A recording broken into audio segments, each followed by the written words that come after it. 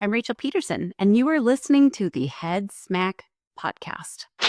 You are listening to conversations with misfits, mavericks, and trailblazers. Hey, welcome to the Head Smack podcast. My name is Paul Pavlny, and I am excited to have Rachel Pedersen with me today. Rachel is a USA Today bestselling author, sought-after speaker, founder of high-level consulting agency called Pelanora, a high-level consulting agency, and is also a trailblazer in the field of social media marketing. Rachel has partnered with entrepreneurs, Fortune 500 companies, and industry leaders to create transformative campaigns. Her accolades include global media coverage, speaking engagements at prestigious events, and groundbreaking results such as scaling businesses to multi-figure revenue growth. Rachel, so excited to have you on. Welcome. Well, I'm so excited to be here. This will be great. I'm excited to talk to you because I've been following along with your journey and your adventures for a few years. And so I was looking forward to chatting with you and learning a little bit more about you. I'm impressed with what you're doing. You're doing some amazing things, helping a lot of people. And so I want to talk to you a little bit about what you're doing now. But before we get started, I want to hear your origin story. I like starting off by hearing people's origin story. So you can go as far back as you want to go, and I'd like to hear a little bit about that. What was the formation of Rachel Pedersen? Oh gosh. Okay, so growing up, I grew up in a super religious household. So my dad was a pastor and my mom was the worship leader of our church. And so growing up, like I was pretty, I don't want to say trained, but I feel like trained is the right word here. I was trained to be on stages and present and speak publicly. And so I kind of feel like that was a huge part of how I became who I am. And as I got older, so I don't know about you, but I kind of had like a rebellious, like naughty attitude with life. Yeah. Yeah. I was like, I think we all do. here are all the things right. Yeah. And I was like, I'm not going to do that. So, surprise, surprise, I became a single mom at 21, and just life kind of changed a little bit at that point. I think one of the things that was the most surprising is like my dad was struggling financially to even like pay his bills. At that point, like he could barely even like afford his rent or mortgage rather. And my mom wasn't willing at that point to let me live with her. So I kind of had to figure some things out. So gosh, it's so weird to go back to that point. I hustled and I grinded and I found this thing called, do you remember by chance Cha-Cha? Like you text 242-242. No, that might have been an American thing. No. Okay. So it was, you would text 242-242 and any question you asked, a guide would send you an answer. So I did that nonstop. I answered thousands and thousands of questions, and you would get paid anywhere from 8 cents to 24 cents per question. And they had to have like citations and everything. And I mean, at that point in time, so like I'm struggling. I'm barely making ends meet. And I was making anywhere from $1,800 to maybe $2,700 a month, just working on my computer. And that was a huge deal, right? Like that's the difference between diapers and no diapers. Yeah. Right. So I became one of the top hotshot guides. And I will say, like, I think that time was really, really crucial for me to learn how to search for the answers to anything. Like you can find answers to absolutely anything if you're resourceful, if you're willing to search a little bit. Right. So I did that for a very short time, but it was a few months. And it was in 2014. I was working as a hairstylist and I met my amazing husband and we fell in love pretty dang fast. I'm not gonna lie. Like we met and we got married 13 days later. It was like, let's go. Let's just make life happen. And from there, I started like building this business on the side, working as a marketing consultant for $14 an hour, and just continuing to build and pursuing, like, how can I make this something? I Right, don't have right. a degree, I don't have qualifications, but I just feel like I could make this something. Back then, actually, this is kind of interesting. I don't normally share this. So we would cruise, me and Paul, we would just Hmm. cruise driving in the car, listening to the song Fast Car by Tracy Chapman, Yeah, and imagine, like, we could do something. We could be someone. We could make something happen, yeah. and that's kind of what I did. And so Where did that it come took me from? about, Where did that feeling come from? Where did that desire, where did that inspiration come from? that's so interesting because I don't feel like there was, you're going to make me cry, Paul. Dig on it. I don't feel like there was anything in my life up until that point that had ever indicated that something else was possible. I only knew like poverty. I only knew like addiction. I only knew families broken by divorce and abuse and prison and tragedy. And so I honestly don't know. I feel like sometimes, like, if you meet the right person, whether it's like a business partner or a strategic like team member or a spouse, you just meet them and like hope is sparked. Yeah, And yeah. that's definitely what it was for me with Paul. Like, I met him and I was like, life can look different, Right. Well, and I even think though there was sometimes that nothing to unconditional, indicate that that was possible. yeah, I think sometimes unconditional love does that. I think it's very transformative when you Mm-hmm. experience that, Yeah. especially if you haven't experienced it before, and so that Yes. gives you the hope. That gives you like, I'm valued, Yeah. I'm loved, I'm somebody thinks I'm the world, and I think that could make a huge Yeah. impact on just building that hope that there's more Yeah. to what I can do. Yeah. And it's wild too, because I was just talking with Paul about this the other day. And, I had maybe 6 or 7 boyfriends and or fiancés before Paul that were extremely wealthy, like really wealthy, like families own hospitals. Father is institutional, like legacy for neurosurgery. Like, I had some really wealthy boyfriends, Yeah. and Yeah. I said no to all of them. And then I met him and I was like, this feels like something that could be the start of something amazing. Yeah. And yeah, you're gonna make me cry. There's something about Paul's, isn't there? Like, Yeah. That's my Pauls wife are says great that. people. Yes. They're underrated. So I started building, and it took me, let's see, so we married in 2013. And then by 2015, I had started the business. 2016, I went full time. 2016, still, I retired him, got him home from his 9 to 5. Yeah. Yeah. And then, yeah, the rest is kind of history. So crazy So origin this story. business that you started, where did you learn the stuff that you Mhm. learned? You mentioned that you did the hairdressing. You mentioned that you did Yeah. the what was it, cha-cha? Was that the name of it? Cha-cha? Do I Yeah. Cha remember? Cha Guide. So where did the evolution to from doing those things to what you started doing in 2015 once that hope came?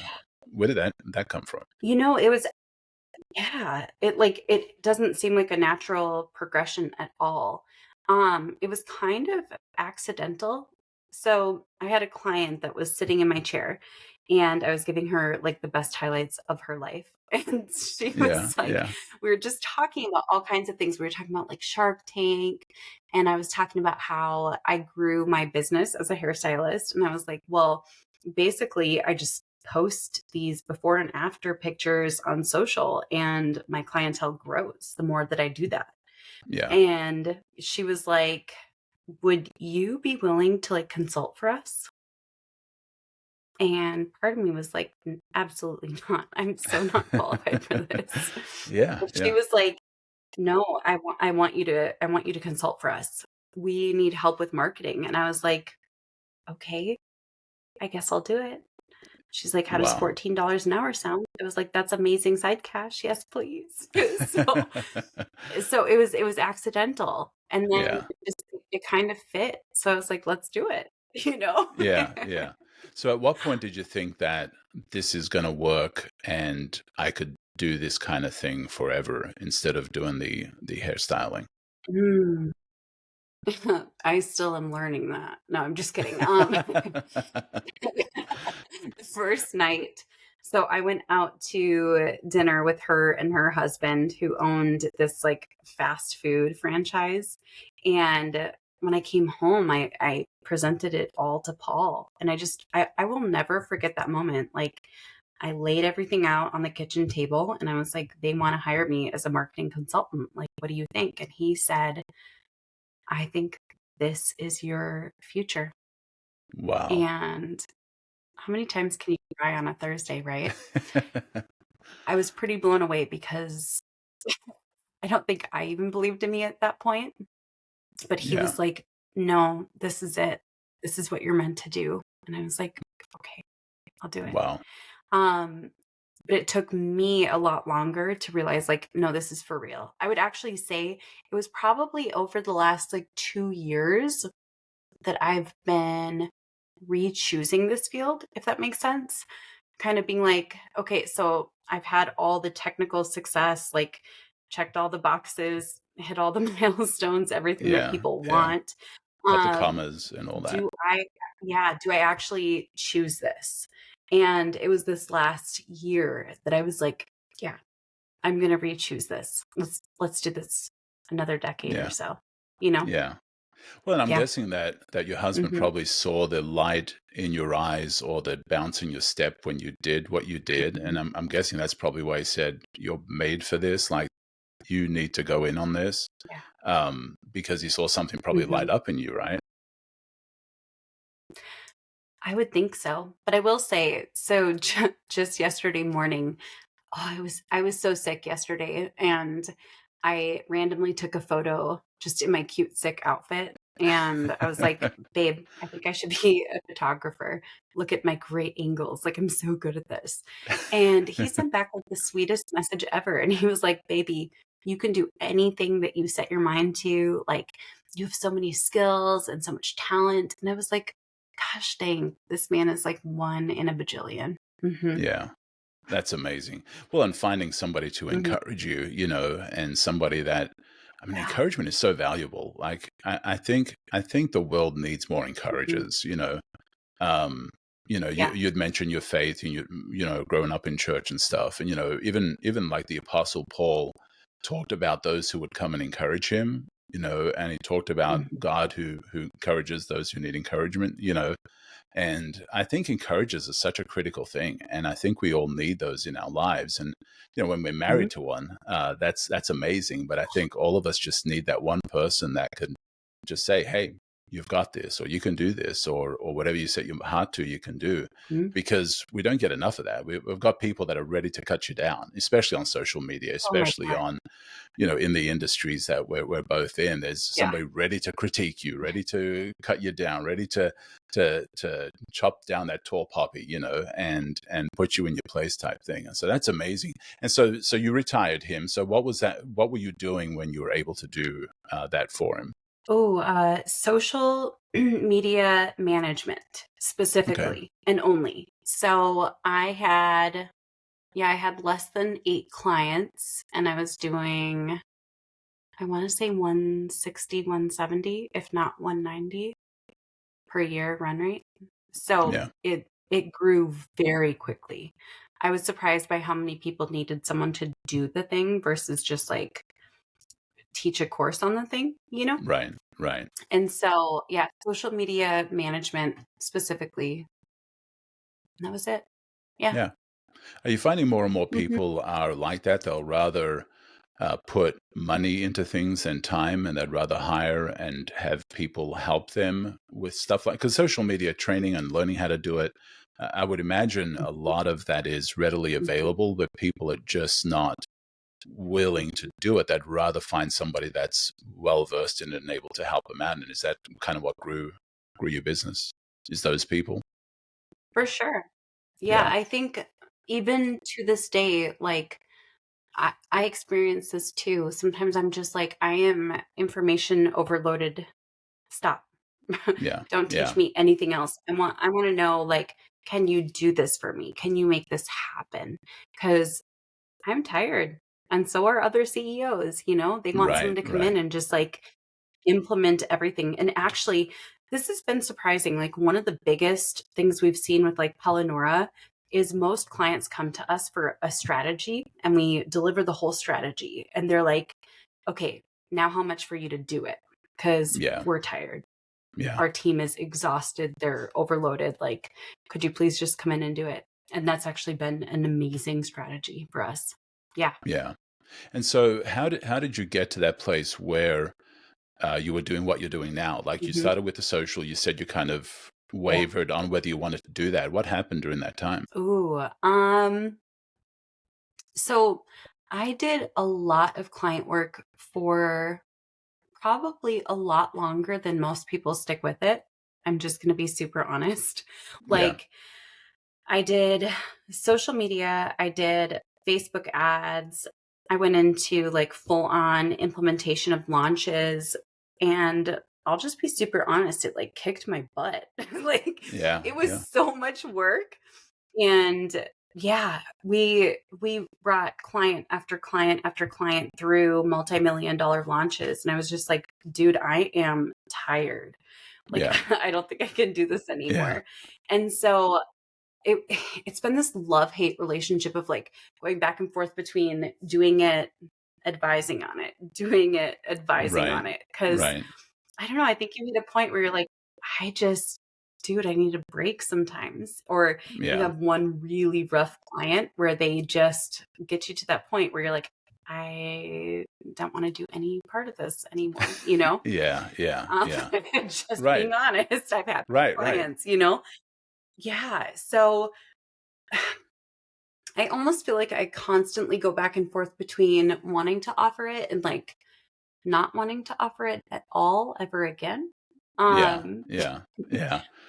but there is something beautiful about done for you, whether it's done for you like brand voice, brand archetype.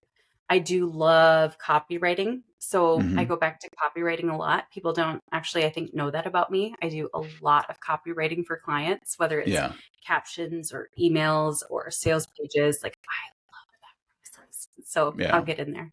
Yeah. Yeah. So is that what Hmm. reignited your love? Because you said you started off doing social, you grew that, you're able to retire your Yeah. husband, and you grew that, and you got the Hmm. commas, you got all that stuff.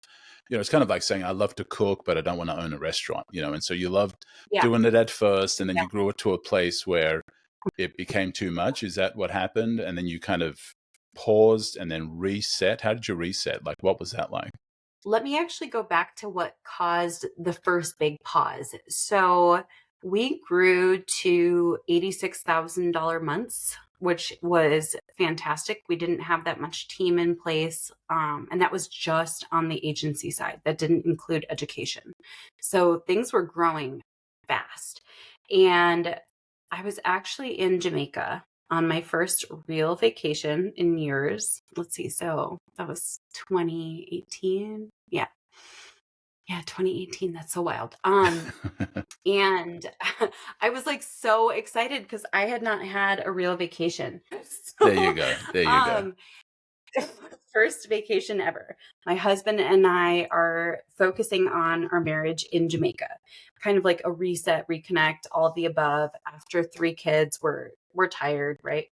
Yeah. Um, and our business partner was like, yeah, I've got you. I've got you on this vacation. I'm so happy. Have fun, enjoy the trip. And halfway through the vacation, he messages me and says, I'm so sorry, but I'm leaving, effective immediately. Oh, wow. And I was like, what is happening? Because I wasn't messaging at all. I was checking to make sure there weren't any fires or anything. But he's like, I'm leaving and I'm leaving for the mentor that we hired. Oh, And I wow. was just, yeah, I was gobsmacked. Like, isn't that very Australian? Gobsmacked? Yeah, I love that word. I think so. But it was one of those moments where it's like, I'm not going to sleep tonight because I Wow. don't know what is happening, what's going on. I was truly blindsided, and so was Paul. And I mean, he got on the phone with the business partner. He's like, what's actually happening? Just tell me the truth. And for the longest time, he like denied that he was going to go work for our mentor who had poached him. And this was one of the most Wow. dramatic things I've experienced in business because I just didn't know that level of like deception even existed, if that makes Yeah. sense. Yeah. Yeah. Like, It was like a just reality tell the check truth, of just be wow. honest. Yeah. Yeah, don't steal your clients, team members. I was actually just blown away by that. And so that was tough. On that trip, I had to fire all of our clients but 5 to get us back down to like 30,000 because I knew I could handle 30,000 a month in MRR. And I was like, this is pretty traumatic. So that was one of those moments that really pulled away a lot of my love for working with clients. Just knowing if you don't have the right team and team that you can trust, Yeah. it can mess you up for 6 months, and leave Yeah. you beyond exhausted and stressed. It was like suddenly becoming a single mom of 6 kids or whatever, Right. like Right. Right. that Right. was Yeah. Quite the head smack that moment. messed Yeah. with me all. Yeah. Yeah. And So so, I what would was say the that learning was like? kind of the moment that like pulled me away from it. And to the learning. Um One of the biggest learnings I had through that was really check in with people and read between the lines. So when you say like, how are you doing? And they're like, I'm good. Be like what? What parts Yeah. of your life are good? And Yeah. what's not going well? And how do you actually feel about things? And like ask them questions that kind of go deeper because most people love to kind of pretend that everything's fine until it's not, Right. Right. but they still go further in that until it's not. Yeah. So that was big. And then falling back into love with it.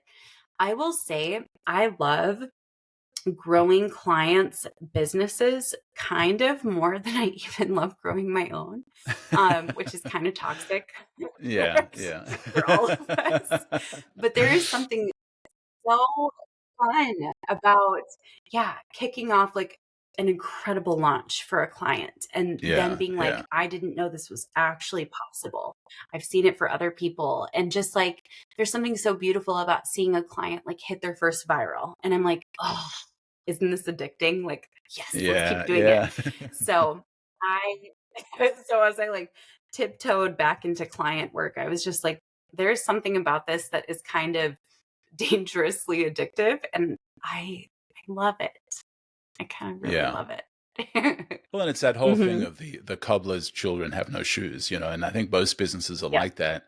The very thing that they help others with, they're not helping themselves with, Yep. and because it's just it seems more sometimes tedious, sometimes not as fun, but then being able to serve Yeah. people and get them results and get them uh, doing the things that they want to do and hitting their goals and reaching their purpose just makes it's thrilling and especially if you're wired to help Yep. people. If you love helping people, sometimes you put yourself second, and it sounds like that's what Mhm. was happening with some of what you were doing, and that's what drew you back is being able to help people and get Mhm. them to that place. So tell me a little bit about what you're doing now. I know you've done some amazing video work. You've your Yeah. social work.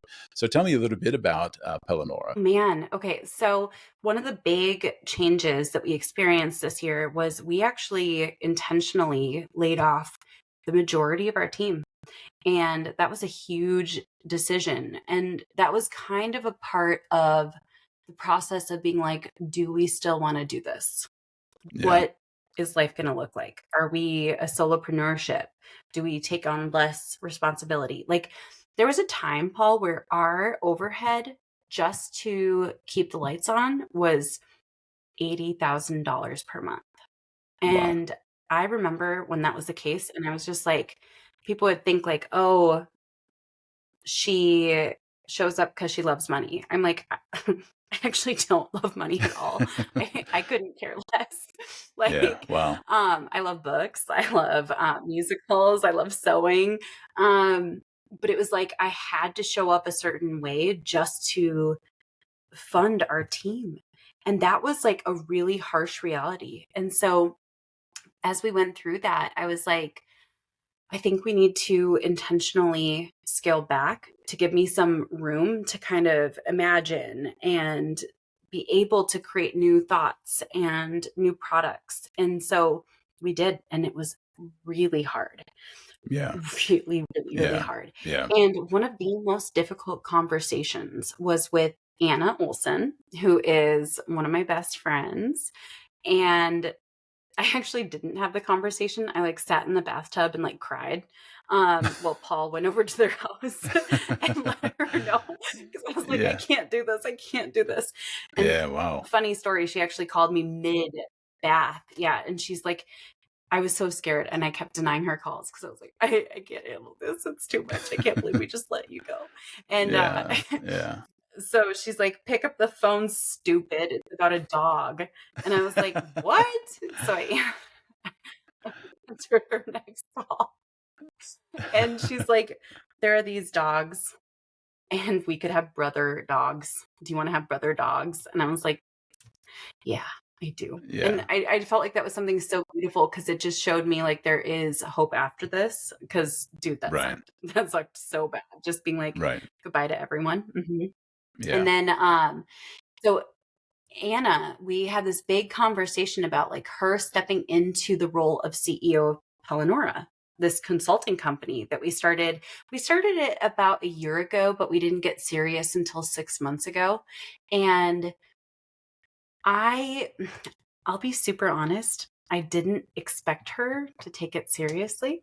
And I didn't expect her to step in fully because that was just my past experience with people. Once Yeah. you let them go from the known and the, paid position, they kind of give up. And so when I saw how Anna stepped in, it kind of blew my mind.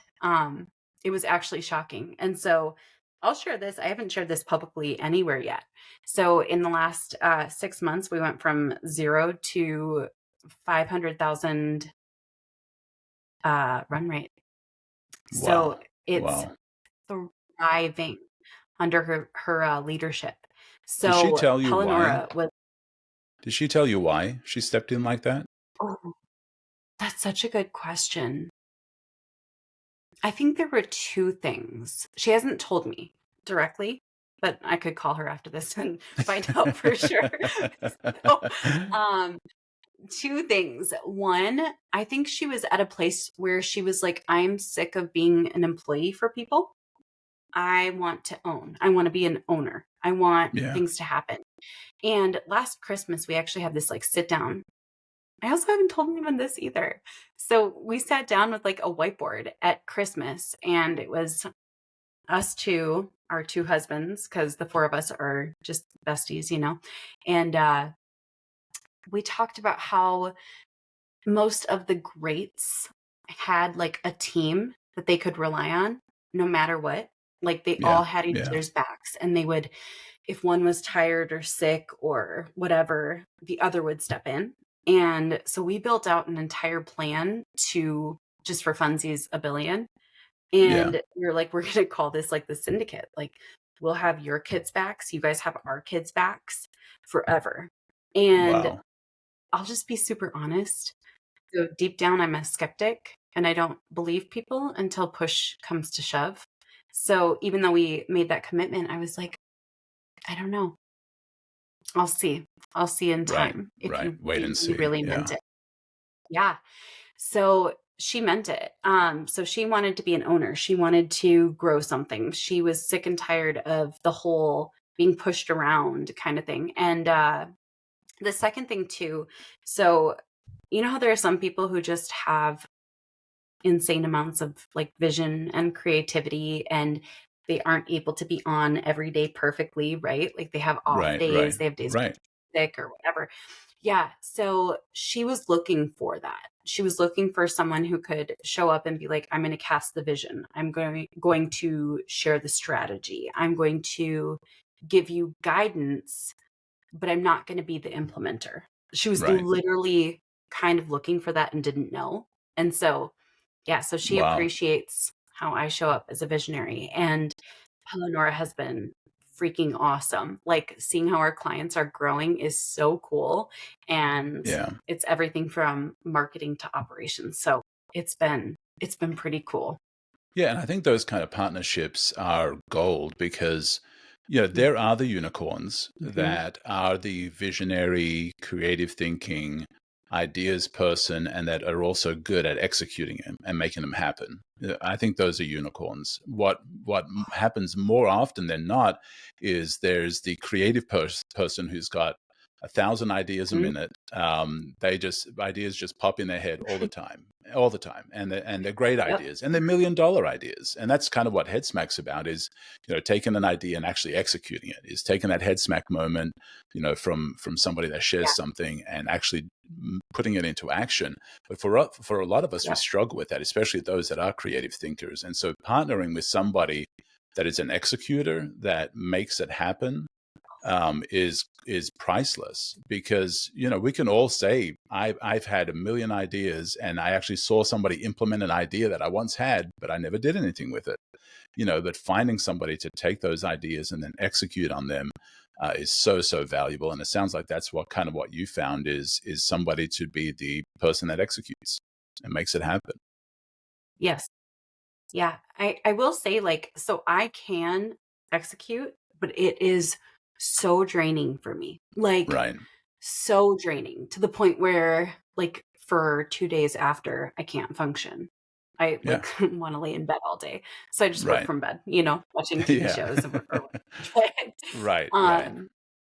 I needed that person in my life. And I still am actually kind of like, pinch me. Is this for real? Is this really happening?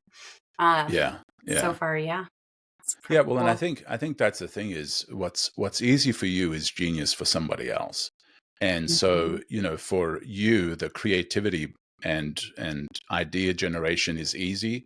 And for her, it's like, oh man, Mhm. that's genius. But to you, it's like, Mhm. I do this easily. Like any, you know, that it happens for me easy. And then for her, probably the execution, making things happen comes a lot Yep. easier. You know, it's not impossible for you, and it's not impossible for Yeah. creative thinkers to execute as well.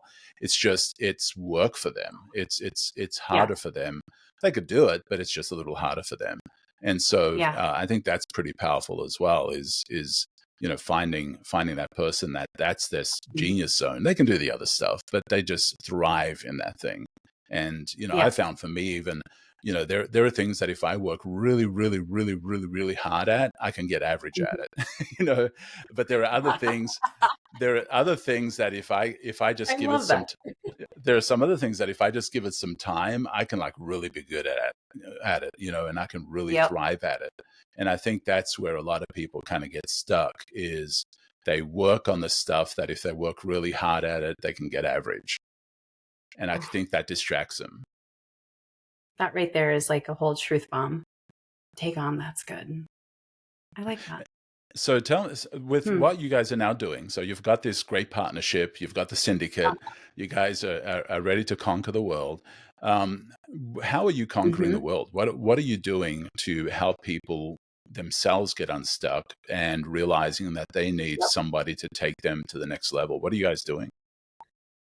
Oh man. Okay. So a lot of our marketing still comes from my brand because it's established, it's there, it's ready. I mean, last year, organically, we reached, minus like four big platforms, 105 million people, which is kind of mind Wow. blowing. Okay. So on my platforms alone last year, I reached 105 million people. And that doesn't include my Facebook profile, which reaches 20 million plus. I don't know. It's crazy. And then Wow. a few other Wow. platforms like our blog, our podcast, any of the above. And so we use that a lot for our marketing and it works really well. I was actually surprised Yeah. because the rapport is there, the social proof is there, the know, like, and trust. Um, And then with Pelanora, we are first and foremost working with people from the foundations. And you'd be surprised, well, maybe you wouldn't, by how many people don't know like what their brand archetype or the 4 levels of brand archetype are. Like you have your Yeah. persona, it's the outward facing and the shadow and all of that. And I feel like so many clients come to us and they're like, we want to be like Alex Hermosi. And I'm like, cute. You're Right, nothing right. like him. It's never going to work. Like, no, let's do the brand archetype exercise and let's get your brand voice. And the brand voice, we've got this internal IP that is, it's 87 total questions with 3 sub points for each. So it's a total of like Wow. 260 something points. And it's everything from how do you use transitions to how do you bridge things to how do you format your segments, rotations, what types of humor do you use? Did you know there's like 100+ versions of humor? Like we break it all down Wow, really? because, yeah. So I use sarcasm rarely because I don't understand it most of the time. So when people are sarcastic, I'm like, I Yeah. can't tell. Are you joking? So once we realized like that was a huge part of how someone comes across and why most people who hire copywriters are disappointed. We're like, let's break this down into something big. And then we almost Yeah. always do like it's not pretty, but it's a rebrand. We'll double check like the colors. Do they align with your brand voice, your brand archetype, etc. And so we start with that and we do that fast. Like it is rapid. Yeah. Yeah, I'm like, So talk to me about the archetypes. yeah. For somebody that might not have heard that term before, Oh yeah. what do you mean by archetypes? Oh, I love this. So Carl Jung is a genius, in my opinion. Well, in many people's opinions, but Carl Jung, he created a few super monumental frameworks for A, brand archetypes, and B, human inner internal cognitive functions. So in the brand archetypes, there are 12 total, and it's everything from the guru to the caregiver to the everyman or every woman, the jester. And Hmm. there's 12, and each one represents kind of like how you show up. Now, when you go into the 4 layers, there's the persona. So this is how people perceive you, like the way you show up. And that Yeah. can sometimes be very different from our inner worlds, which I think is so fascinating because we get into psych here. Yeah. Um, we all also have a shadow, and our shadow probably sneaks in, creeps in, all of the above. Like I know for a fact my shadow is the jester. So I'm actually super goofy and kind of just like a screw off like all the time. And so that creeps in. And if you're not Yeah. careful to intentionally weave it in, people are left thinking like, why did this version of this person or this brand seem so off? And so you have to be careful about how you Yeah. weave in the shadow, which I love. Um, so yeah, so we dive into that. Also, side note, everyone should look up not Myers-Briggs, but the cognitive functions that it's based on, because it is next level nerd out. So with brand archetypes, it determines everything from like the colors you should be using to make sense for who you are, how your brand shows up, whether it's a personal brand or a business, to Yeah. even things like the types of humor you use. For example, if I am overly deprecating or overly like kind of clapback mode, it Hmm. doesn't come across well. People are like, wait, I thought you were like the caregiver. I thought you were like here to like Right. snuggle Right. me and tell me everything was going to be fine. So we help our clients a lot with this. And I've loved it. Like seeing the transformation in how they show up. We had one client who came to us and she said, I want to roll out like a super, I got to be careful not to reveal her industry. A super luxury brand. And we were like, you are the every woman and the caregiver. This is a no. Your audience will Wow. revolt if you share $100 aprons. Like it's not going to work. And like that saved her brand because otherwise she was going to go down Right. a path. Yeah, it was crazy. So I love brand archetypes and I love Carl Jung. And Yeah. it's Yeah. Jung for anyone wondering. So when it comes to the shadow Hmm. person, the shadow version of you, when do you use that? When is that appropriate to reveal? It depends on the person, it depends on their like primary persona, etc. For me, I do it like tongue in cheek. So I like intentionally will be like, haha, just kidding. Or I'll be like, Yeah. oh, I'm just in a silly mood today. But yeah, for most brands, you have to be careful as to when you weave it in because the shadow is Yeah. the worst parts of us and the thing that contradicts most of the time who we show up as.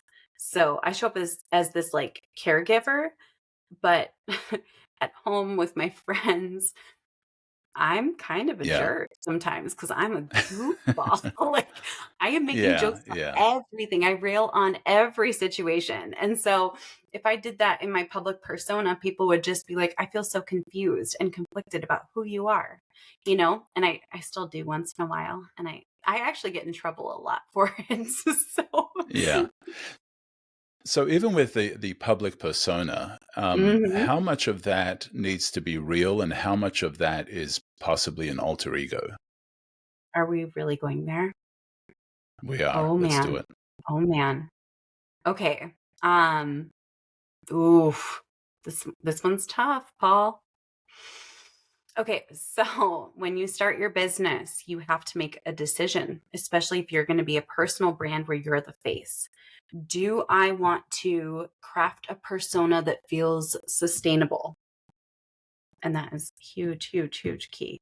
Or Right. do I want to show up as myself?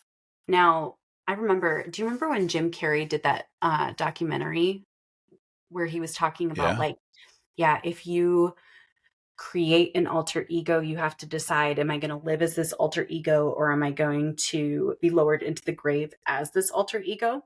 Now, there was some wisdom to Right. that, but I also want to bring another perspective because the more you grow, you will be crucified either way, Yeah. 100 times out of 100. Like people are mean online, just going to be super honest. So, my Yeah. big thought is do I want to allow other people to crucify who I really am? Or do I want to have like one layer of separation that kind of protects me a little bit?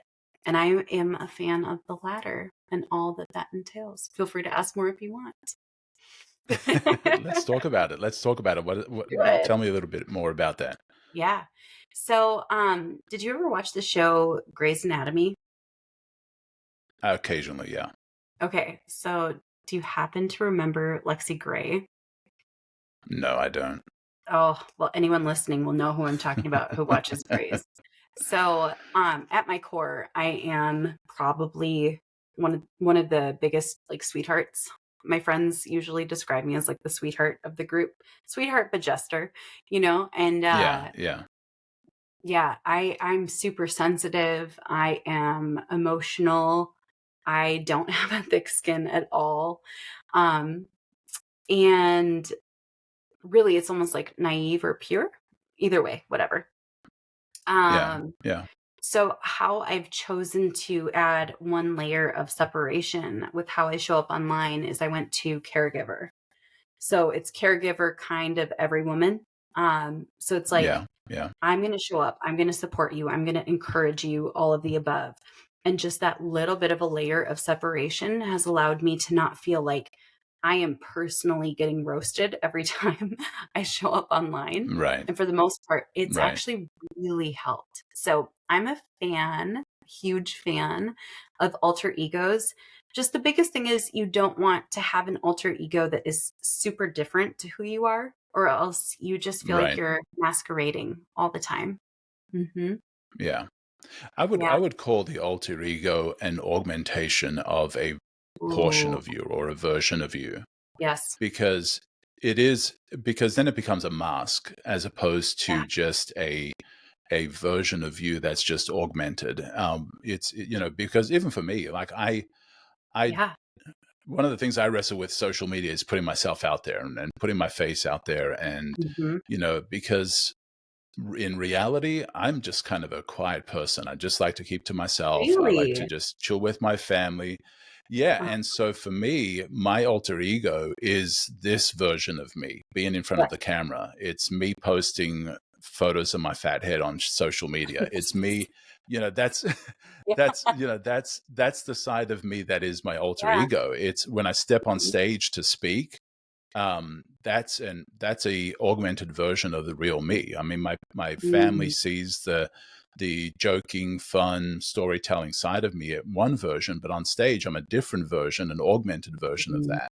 And so I think you're right in that is if you choose a archetype as a brand, if you mhm. choose an alter ego as a brand, if you're too far removed from that, then sustaining it is going to lead to frustration and pain. Even with, you mentioned Jim Carrey, he said Jim Carrey was a character. Yes. That was not Jim Carrey. It was a character he played. And he burnt out. And yeah, yeah, he just Yeah. realized that every time people meet me, they expect me to be on. Yeah. They expect me to be the goofy, stretchy face, joking type person. And that got exhausting. And I think that's because he was so far removed of who he actually was. And so, I think, even with what you were saying, I think that's very true. yeah. Um, when I am in the zone as mom, so I'm pretty quiet. Like I'm supporting character, hands down. I remember like when my daughter was in her school musical and I sewed both of her dresses. I was so proud of them because they were like Broadway quality. Like I took on a project I had no business taking on with those. And I just went for it. And I was like, I'm gonna figure it out. And it made me go a little crazy for a little bit, but that's fine. And I remember when opening night happened, I was in the locker room where all the girls were getting dressed, and they didn't have someone manning the locker room. And that kind of frustrated me because I was like, these girls need help. They need help with zippers, they need help with buttons that just fell off. So I ended up staying in the locker room for the whole opening night. And I did that for 4 out of the 5 performances. And I remember feeling as alive as if I had been on stage. I loved that. I loved that backstage Yeah. role. So as a Yeah. mom, and I think as a person, I'm a lot more low key. I like to kind of play backstage and not have to think too much about all of the moving pieces. And yeah, Right. yeah. And I think there are some people that Hmm. are wired to be second fiddles. They're Yes, they're they're they're wired to support the person that maybe is out there, and they get yeah, just as fulfilled. And yes, people that are not at that place, that are not like that, they don't understand how come you don't want to be that person up front, the one getting the accolades, the one doing all of that. And it's like, I actually love supporting those who do that, and I get as fulfilled doing that as if it was me up there, or if I was yeah, the one doing the thing. And it sounds like that's what happened to you. And yeah. so, when it comes to working with the personas, working with the Mhm. archetypes, um, what are some other things that people need to consider and also be wary of? Ooh. We actually go one step removed on this one. Yeah. Okay. So we're going to go to another Jungian philosophy, which is the internal cognitive functions. So a lot of people know of like Myers-Briggs, MBTI, which is the 4 letters, right? We all have 4 letters that are Right. assigned to us that determine who we are and how we show up. Yeah. Myers-Briggs is actually just pulled from Carl Jung's cognitive functions and his Myers-Briggs, the 4 letter kind of archetypes in and of their own right. So this blew my mind. I'm so excited I get to share this with you. Good question, by the way. Yeah. Um, so we all have 4 internal cognitive functions, and they're in a set order based on who you are and how you test. And this actually blew my mind. I'll have to look mine up because I don't have it memorized. This is one of the craziest things ever. So Cognitive function stacks. All right, I'm going to pull this up because it's so good. Basically, Good. we all have what's called like our loops. Okay. So we have our primary or our dominant, we have our secondary or auxiliary, we have our tertiary, and we have the fourth, which is our least developed. Now, they all sound like they all sound like a Sound of Music song or something. So I have like Nifetise, ni, fe, ti, se. And what It blows does my sound like mind, Sound of Music. I know, doesn't it? Like doe, a deer. So what's wild about this is we all have these loops where essentially your first, your second, and your third can put you into this like sense of being stuck. So you Yeah. might get into a sense of being stuck where it comes to like internal thinking, like that's TI, right? Or yeah, TI. And because you're thinking internally, you're not vocalizing things. You're not expressing them to others. You're not connecting. You're like kind of shutting down a little bit. And then let's say we go to intuitive internal, and that's your tertiary. Intuitive internal or introverted is going to have you start to remember moments that feel the same. Oh, intuitively, I remember that moment that felt the same. Hmm. This was similar. Oh, I did mess up in that way. Oh, that's really embarrassing. Remember that time when? And that further like feeds your TI, which then feeds your NI, which feeds your TI. And so you get stuck into these loops. And every single person who's listening to this should look this up for your own MBTI type, because the thing that usually breaks us out of these like stuckness moments is the thing that we avoid. Ooh. Hmm. So for Wow. example, yeah. So I get really shut down. I don't know if you feel that way. Like I get shut down. I want to be alone. I don't want to see anyone when I'm stuck. I'm like, no, it's alone, alone, alone. I'm not out there like partying. I'm like Right. by Right. myself. Like, how else am I messing up? This is fantastic everywhere. Okay, cool. And then the thing that would actually break me out of it is either like tactile experiences. So sewing something with a lot of different fabrics, feeling something, gardening. Right. Gardening is a Wow. big one for me. Or getting out there and having these feeling moments with people. So meeting up with people I love and adore and talking. Oh, it's Yeah. so Yeah. hard when you're stuck. So I think this Yeah. plays Yeah. in big, yeah, into how you choose to show up in your persona. So for example, if I were to pick the outlaw, I already know it would kill me as my brand archetypes. Well, on so many Yeah. levels. But if I were to pick the outlaw, it would mean that I would be knowingly pissing people off, which would kick me into my cognitive loop. And all the Right. time, Right. I would be whistling with that naturally. So I think about those things That and I is think so they're kind of good. cool. Yeah, thanks. It's not mine, it's Young's. Yeah. Well, and I think, and like you were talking about, if you choose the Mhm. outlaw and you're not a person that likes conflict, or you don't like to debate, or you don't like when people hate you or don't like you, then Yeah. you're going to constantly be in this frustration of, I want to be the outlaw. I want to be, I want to push against everybody else and I want to Mhm. stir up trouble. And it's like, yeah, but it's the people are going to push back and people are going Yeah. to, not like you. Are you okay with that? And for some people, they're like, yeah, totally, I'm fine with that. But if you're not, then you need to rethink it because, as we talked about, the personas, the archetypes are best when they're an augmentation of a part of you, as Yeah. opposed to a totally fake character, because that'll wear you out and that'll send you into spirals of depression or Yes. frustration or whatever, Mhm. because it's not who you are, it's not how you're wired to be. And then you have to relook at what, am I getting frustrated because I'm trying to be what the cool people online are. They say do Mhm. this online, or act this way, or behave this way, or stir up trouble on social media because it gets attention. And you're like, and if that's not you, then suddenly you're like, people are hating on me, people don't like me, because you've tried to be a person that you're not. And so I love that you're talking about that with your clients, is finding that authentic self and finding ways to augment that, but not become a Yeah. fake version of you. Yep.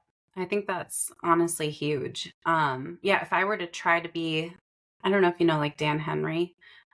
We've been Yeah, buddies yeah, for years. He's so funny. yeah, Um, so he's very much so the outlaw, like no right. question. And it gets him into a lot of trouble. And most of the time he can handle it, right? Like he does halfway decently with it. He was raised by a shock jock father. And so, but I look at that and I'm like, dude, I make one post that's like just a little bit taken wrong. And I can't handle it. And there is Yeah, no way I could build a sustainable company with that. right, No way. right, right. Yeah. Yeah, yeah, and I even found that too. I was posting stuff that was pushing people's buttons, because Yep. there is that side of me that likes doing that. I hate to admit it, but but I'm not a debater. Like, I'm not an arguer, and I'm not a debater. I just have very, very rebellious thoughts. I have very opinionated thoughts, but it Mhm. doesn't mean that I want to argue about it. It's just, and so I probably need to journal more than I need to social media.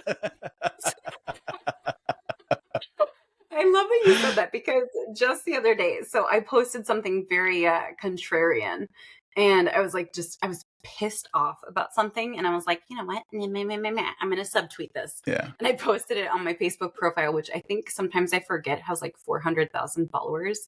And so I posted it and people I loved and adored were like, Rachel, why would you post this? This is so hurtful. And I was like, oh my gosh, this is about like one specific situation. And I commented back and I said, no, it's just a subtweet, but I probably should get a journal. I said that. So funny. So yeah, and that's, and I think that goes back to what we're Mhm. saying, is Yes. be the real you, Yeah. and recognize when things are out of character. And Yep. you talked about perception, so talk a little bit about perception and managing perception as well, because that's more important, because perception is greater than reality for some people, because what Yeah. they perceive and what is real isn't always the same thing. I would actually say most people, kind of like even people who are more educated or brilliant included. We all kind of, whether we mean to or not, believe the perception that's put out there for us. And so it's interesting because it affects everything from how I show up with my husband, Paul. If it was up to Paul, he would never be online, not even once. Like, he is Yeah, my wife's so the same way. private. Yes. He is so private. And then it was probably, let's see, 5 or 6 years ago, we hired a business coach who is brilliant. And he shared, listen, every time that you guys go a few months without posting about your marriage, people assume you're on the rocks. And we were like, that's the Wow. dumbest thing we've ever heard. Like, that's so stupid. Yeah. But it was Yeah. actually true. And now, so I'll be super honest. Like, I am someone who is very, very lazy with my physical appearance. Like most of the time I look like a hot mess. Um, my hair is like greasy. I have bad skin. I just wear whatever shirt I got on Amazon. I don't care. And it was actually Anna, my business partner, who said, Rachel, you need to show up at least some type of standard because otherwise people assume that you're struggling and you're like mentally not all there. And I love you. And she said it completely with love and it was welcomed. She's like, Yeah. respectfully, bestie, you need to glow up. And I was like, oh. So I've been slowly working on it ever since then. I just don't care because I don't like see how that makes a difference in who we are at all. Like I straight up Right. believe, a present wrapped with a Target bag and a present wrapped with gorgeous luxury paper are the same, if they're the same thing Right. inside. But that's not how the Yeah. world sees things. And so even things like how No. my background looks matter. Like people want to see Right. like, is this a beautiful, organized, united front? Can I trust this person? And that does matter Yeah. to them. Is it the dumbest thing Right. ever? Sure. But we all fall for it. So, Yeah. but Well, and we say yeah, we don't perception. judge books by their cover, but we absolutely do. We do. Yeah. Absolutely. I actually have a book. I don't know where it is. I'm not going to be able to find it. So it's a book where it is the one of the best books I read at the time that I read it. It was really new for me, like the concept of like wealth consciousness and stepping into believing like you can make more money and that money is just an energetic transfer. And that was super radical to me when I read it. And the cover is so hideous, Paul. It is disgusting, and Yeah. the title is awful. The book, I'll call it out. It's Happy Pocket Full of Money. The title is Hmm. stupid. The cover is hideous. Like I resisted Yeah. that book with everything I have, and it ended up being like one of the most pivotal books I've ever read. So, but Yeah. we do judge books by their cover. Absolutely. Right. Yep. Right. Well, and maybe Mhm. we judge books by their content, but we're attracted to them by their cover, or where they Ooh. get our attention by their Mhm. cover. But we judge them by their content ultimately, because there's a lot of Mhm. great books with ugly covers. But Yep. initially, unless people know about it, unless there's a reputation and all of that other Yep. stuff that's to do with branding, your word of mouth, all of that stuff, that we do, we'll make a Mhm. decision based on what we see, whether it's worth not, looking at or not, but ultimately we judge it by its content, and whether it's worthwhile Okay. reading and sharing and telling others about it. And so, Yeah. when it comes to, helping, businesses with what you're doing now, we've Yeah. talked about the personas, we've talked about Yep. archetypes. What are some other things that for a business owner or for somebody that's trying to make an impact online, that would be a head smack for them to consider that maybe they Mm. hadn't thought about before? Huge, huge, huge thing here. More business owners need to compile archives of their IP, meaning videos of you talking about what makes you different. Whether it's educational videos, webinars, training videos, coaching videos. The number of times that I talk to someone for Pelanora and they're like, we want to hire you. We want basically to have like a team be able to handle all of our content. And I'm like, that's great. How many hours of archives of content do you have? Like blogs, lead magnets, emails. And they're like, we don't have any of that. We don't have any videos. And I'm like, Wow. there's nothing to extract from. One of our favorite processes, and this is super fun, is quote extraction. So we find original quotes from business owners and then clean them up and make them prettier, like more standalone truth bombs, etc. And then we also do what's called IP extraction. So we create these like roundups. Each one has 10 points in it. You've actually probably seen like my posts where it's like it's a post and there's like gold and stuff, but then there's like 10 specific like these are the steps to take. And then a little more Yeah. gold Yeah. after it. Yeah. Those are all just my IP extractions. I don't have to rewrite them every time. So we do these for clients all the time. But if you don't have anything documented, there's nothing to work from. So you better be ready to like sit and write Mm. and record. Um, one of my greatest, one of my favorite things about my business is that I have thousands and thousands and thousands of hours of me speaking about my IP in many different areas. So I can easily Yeah. extract anything I want, which is kind of cool. But yeah, make sure this is also a big thing. So once in a while, I hate when this happens, but it does happen. We'll encounter a client and I'll say like, okay, so could you give me this type of video recorded? And they'll send me back a video and it's like, here are 10 things you should do to raise your prices. And they're like, believe in yourself. Number 2, charge more. And I'm like, You gave us nothing. This was nothing. Yeah. We can't work with this. You have to have something that is actually a mechanism that impacts people. So make sure there are like deliverables in the things that you're sharing as you document and archive your content. So give me an example of that for somebody that just heard what Mhm. you said and it's like, yeah, I totally have done the wrong thing. What would be an example of just Okay. something Um, that I should right thing? okay. So here's an example. Like, okay, so let's actually use the same one. If I were to record a 15-minute YouTube video, and that's the start of the archive, right? Of video content, how to charge more. So I'd be like, step one, you're going to create a 3-tier proposal, meaning there are 3 options for your prices. There's low to medium, there's a medium to high, and then there's like the whole enchilada.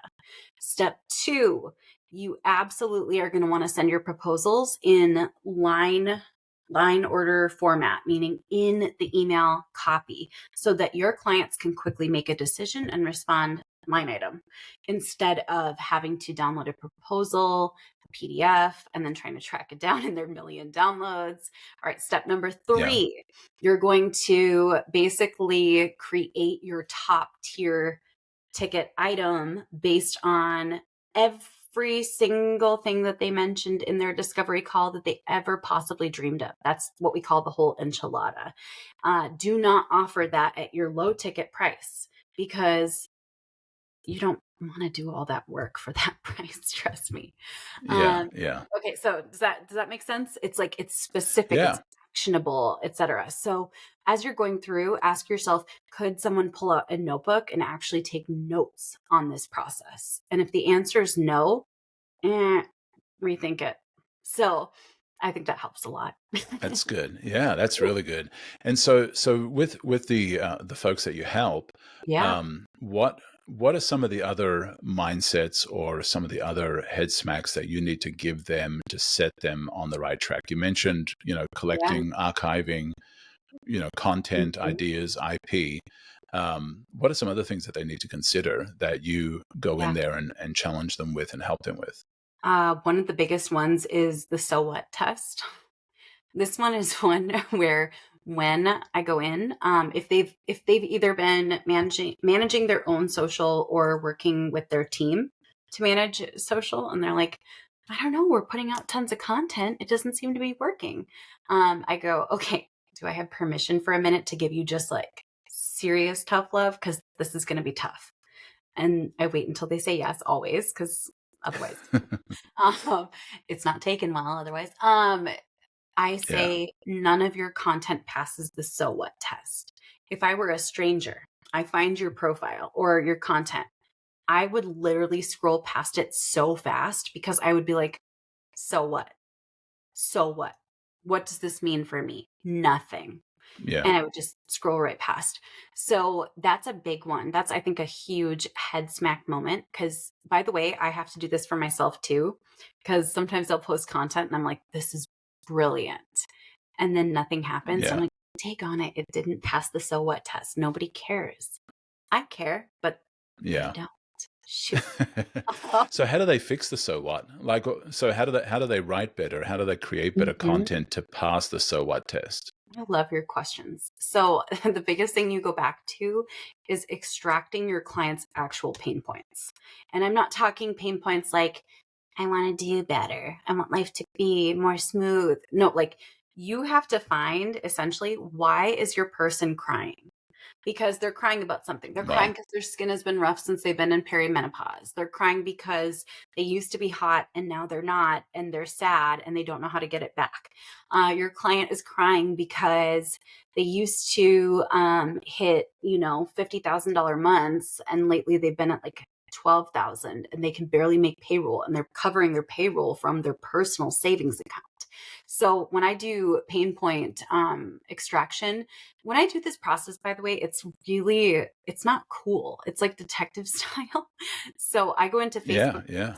Yeah, I'll create fake Facebook profiles and go into Facebook groups to find the words in their exact target markets, how they phrase it. and then I compile it all into massive documents and then extract the common themes. And I don't think this is done enough. Why is your person Right. actually crying? Because everyone cries. Yeah. Well, and I love what you said about going into the Facebook groups and extracting the actual language, because Yes. I think sometimes we can get, it used to be called corp speak. We get into this Yeah. language that totally makes sense to us, totally Yeah. is using the words and the phrasing, how we talk about the problem, Yeah. how, how we phrase the problem, how we articulate it. But asking the question of how is your ideal client or how is your Yeah. ideal customer, how do they talk about that problem? Like when Mhm. they are laying awake at night, when they're Yep. crying, when they're feeling the pain, what did they Google for to Yes. solve it? What did they ask the question of their therapist to solve it? Like, what's their language that they're using? And until you understand that, you're going to be missing the what if, right? Or so Yeah. what? You're going to be missing that communication because you're not using the same language. You're talking a foreign language with them. Yeah, that's Absolutely. pretty Like, powerful. and one that I share a lot. So, like, I'm good at business and I'm not great at like style or like staying up to date looking. I sometimes I age and sometimes I'm like, oh, I look good. Okay. And that's just hit or miss for me, but it's like an actual pain point.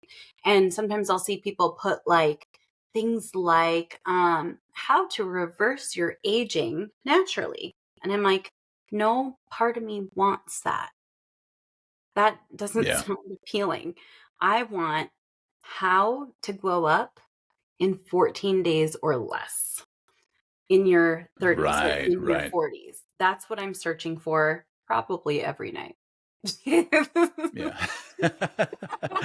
Well, and the way you phrase that too, like it Uh-huh. gives a very clear outcome. It gives a very Yeah. clear timeline, which is way Yes. more powerful than just what you had mentioned earlier. And so I think that's powerful as well, Uh-huh. is given a very clear outcome, very clear timeline is way more Mhm. attractive. And that's the language they want to hear, how to get a Yeah. beach bod before, summer in 5 weeks or three Yep. weeks or whatever is way more attractive than how to look better. Yeah.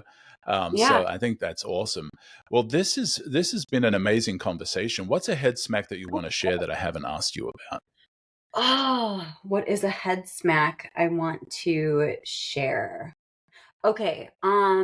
For every hour you spend on, this is for everyone, on YouTube searching up tutorials or advice on marketing, business, all of the above, go spend 5 hours studying psychological effects, frameworks, phenomenons, methods, and all of the above.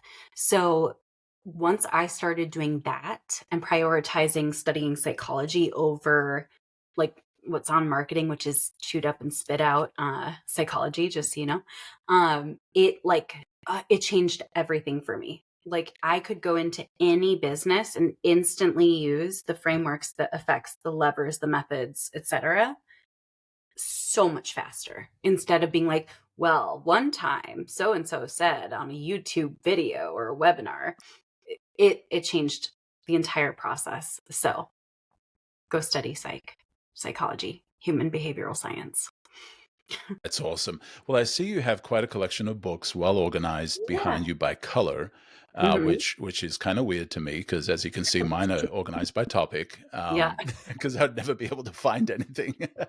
But if you had to just grab three books or three ideas,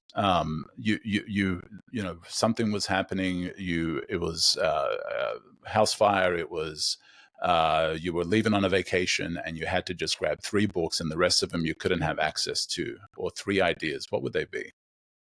Number one, this is super woo woo, but The Complete Notes from the Universe by Mike Dooley. This book is like my fortune cookie anytime I'm feeling down or out or even just get a little bit lost. Number two, Great Leads by Michael Masterson. It's all about like the psychology of hooks and headlines. Huge fan of it. And number three, ooh, I'm trying to think of ideas now because I'm like, oh, ideas. I like that. That's a good. I've never heard anyone ask about ideas. Oh, it's a quote and a methodology. So the quote is, so whenever you think that something is going to take too long, whenever you're like, I can't learn coding, it's going to take me 6 months to even get halfway decent, or my husband can't become a pilot, that's going to take 2 years. It is this quote: the time will pass anyways. And that has shifted the way I think about everything. From We've written Wow. so many books since I heard that quote. I started learning coding. My husband's about to pass his private pilot license. Like, it's changed everything for me. Wow, love that. Rachel, this has been amazing, and I'm sure we could talk for a few more hours. Years. You're a Oh, yeah. wealth of knowledge and experience, and this Thank has you. been wonderful, and I've really, really enjoyed it. So if people want to work with you, people are like, okay, I need to get some stuff on track. Who is the person that you can help best, and who is the person that you probably couldn't help? My favorite people to work with are people who are at least semi-established to established. I need stuff to work with in order to assess what's worked, what hasn't, how to improve things, kind of get our, like our spikes into the mountain together. I don't work well with people who are brand new in any capacity. I don't do well with startups. I've done it many times and I don't do it anymore. Yeah, Yeah. yeah. And what's the best way to get a hold of you? Okay. Speaking of perception, depending on when this launches or goes live, I apologize for the perception of my website. It's hideous. I'm actually super stubborn right now. I'm redesigning my own website because I'm like, I want to do it, and it's taking longer than planned. So go to rachelpedersen.com. All E's and a D in my last name. My website is hideous. Yes, I know this. It's fine. It'll be gorgeous soon. And I'll put a link to that in my show notes as well. And so if people want to get Cool. a hold of you, I'll send them over to your website. Well, thank you so much for coming on, and I've thoroughly enjoyed this. Thank you for having me. This was awesome. You asked really good questions.